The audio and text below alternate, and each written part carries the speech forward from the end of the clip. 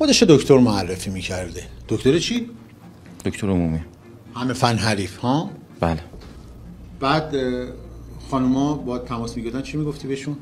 چی بیماری خاصی چیزی اگر داشتن باشون قرار میذاشتم توی یه مکان عمومی، کافی شاپی، رستورانی، جایی، برای اینکه مثلا مشاوره درمان بهشون بدم. قرار که میذاشت تو مکان عمومی چی میشد؟ چی شد؟ یه داروی خواب‌آور رو توی قهوه ریختن و دیگه بیهوشی و سرقت طلا و موبایل. حدوداً 1 میلیارد. 1 میلیارد. من قهوه دادم حدود 500 تومن طلا. شما؟ منم 700 تومن طلا و گوشی.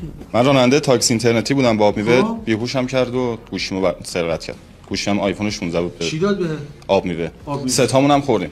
یه همدستم داشت. راننده تاکسی هم مراقب باشن، چیزی نگیرن از مسافر. اینطوری در میاد، بیهوش میشه و وسایلشو میبرن. خب این کیفی هم که ازش به دست اومده داخلش قرص بیهوشیه. اینا رو میدادی دیگه ها؟ بله. برای هر نفر یه دونه ها؟ 2 تا 3 تا 2 تا 3 تا به هر کی میداده. 1 2 3 4 5 6 7 تا الان خالیه.